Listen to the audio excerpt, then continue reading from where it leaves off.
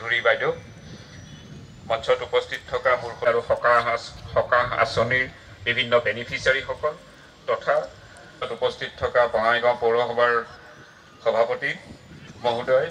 তথা বিকাশ আৰু ৰাজ্যৰ জনতাৰ জীৱন মান উন্নতিকৰণৰ কাৰণে অসম চৰকাৰে দ্বিতীয় পৰ্যায়ত নো ডিউজ চাৰ্টিফিকেট আৰু সকাহ আঁচনি বুলি কওঁ সেই আঁচনিৰ জৰিয়তে আমি প্ৰায় ডিষ্ট্ৰিক্টত পঠিয়াইছে আৰু সেই উদ্দেশ্যে প্ৰদান কৰাৰ আজি এই অনুষ্ঠানত ব্যৱস্থা কৰা হৈছে আৰু তাৰ লগে লগে উদগনিমূলক সকাহৰ বাবে মানে বিধায়ক ডাঙৰীয়া প্ৰাক্তন বিধায়ক ডাঙৰীয়া উপস্থিত থকা আমাৰ জিলা ইউজি ব্ৰহ্ম ডাঙৰীয়া বঙাইগাঁও সমষ্টিৰ মোৰ আন্তৰিক শ্ৰদ্ধা নিবেদন কৰিছোঁ শ্ৰদ্ধা ৰায় শ্ৰী পাঠক ডাঙৰীয়া আঁচনিৰ হিতাধিকাৰীসকল ৰাইজসকল সাংবাদিক বন্ধু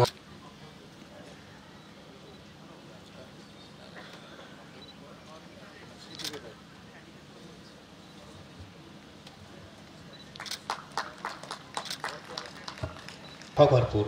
তাৰ পিছতে আছে ৰম্ভা বৰ্মন মাৰফত শিৱৰাম বৰ্মন চুকাপাৰা নোৰা বেগম মাৰফত তমিজুল ৰহমান চলন্তপাড়া আমি আনুষ্ঠানিকভাবে বিতৰণ কৰিম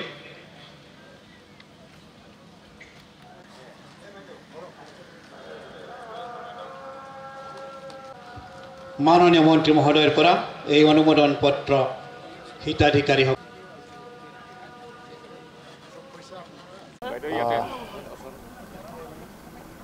অসম চৰকাৰে 2021 চনত এটা কেবিনেট ডিচিশ্যনৰ দ্বাৰা দি ঘোষণা কৰিছিল যে বিভিন্ন বেংকৰ পৰা ঋণ লোৱা মহিলা ঋণগ্ৰস্ত হৈ আছে তেওঁলোকক ঋণমুক্ত কৰাৰ এটা আঁচনি লৈছে এইটো এই আঁচনিৰ অধীনত আজি মহিলাসকলক তিনিটা কেটেগৰীত ভগাই তেওঁলোকক ঋণমুক্ত কৰাৰ এটা প্ৰক্ৰিয়াটো হৈ আছে প্ৰথম যিসকল মহিলাই মানে ঋণ পৰিশোধ কৰি আছে ৰেগুলাৰলি তেওঁলোকক উদগনি দিবৰ কাৰণে 25,000 টকাকৈ আকৌ লোন দিয়া বাকী দুটা কেটেগৰী তেওঁলোকে লোন পৰিশোধ কৰিব পৰা নাই আৰু ইটো গভৰ্ণমেণ্টে এটা ছিষ্টেমৰ মাধ্যমত তেওঁলোকক ঋণমুক্ত কৰাৰ কাৰণে সিদ্ধান্ত লৈছিল আজি 729 729 গৰাকী হিতাধিকাৰী বঙাইগাঁও তেওঁলোকক ঋণমুক্ত কৰা হ'ল নো ডিউজ চাৰ্টিফিকেট দি বেংকৰ পৰা বিভিন্ন ধৰণৰ নটিচ পাই হাৰাশাস্তি পাই আছিল ঋণ পৰিশোধ কৰিব পৰা নাছিল তেওঁলোকক আজি বেংকে আজিৰ পৰা কোনো হাৰাশাস্তি কৰিব নোৱাৰে নটিচ দিব নোৱাৰে আৰু যেটো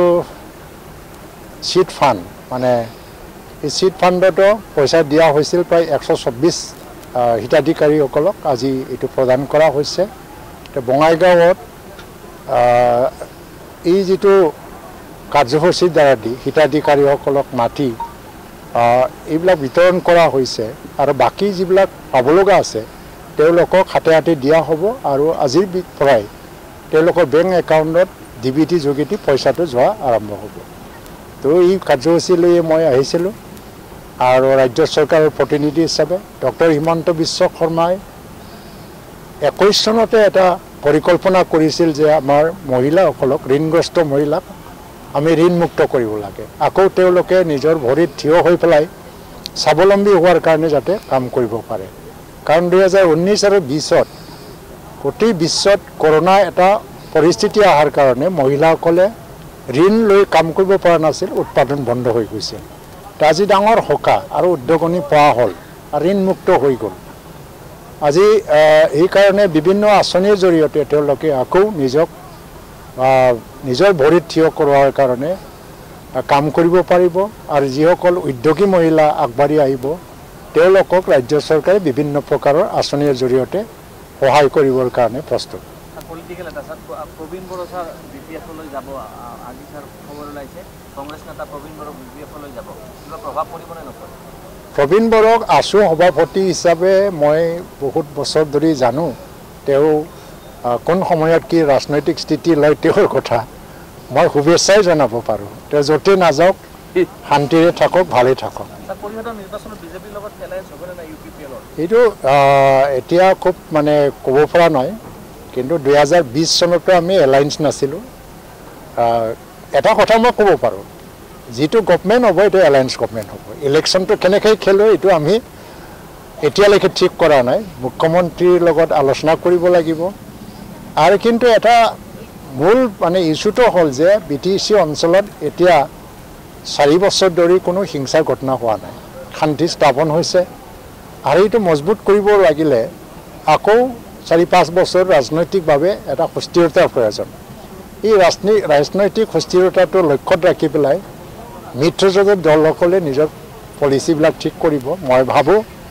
আমাৰ মিত্ৰতা আৰু বুজাবুজি বন্ধুত্বৰ মাজত কোনো এটা অমিল নহয় আৰু বিঘ্নিত নহয় কিন্তু ইলেকশ্যনটো আমি অকলে খেলিম বা যৌথভাৱে খেলিম সেইটো বেলেগ কথা এইটো টেকনিকেল কথা আৰু প্ৰেক্টিকেল ৰিজনটো চাই পেলাই আমি সিদ্ধান্ত ল'ম আৰু ইও মানে আমাৰ সুবিধাৰ কাৰণে আমাৰ লাভালাভৰ কাৰণে কৰিম আমি কিন্তু চৰকাৰ যে আমি মিলিজুলিভাৱে কৰিম যদিও মানে এটা দল কোনোবা চিম্পল মেজৰিটিও পাই যায় তথাপিও এলায়েন্স গভৰ্ণমেণ্ট বনোৱাৰ কাৰণে আমি ৰেডি বৰ্তমান যিটো মিত্ৰজোঁট আছে মিত্ৰজোঁট অটুট থাকিব মহানগৰীত উৎকৃষ্ট হোটেল দ্য ভিলা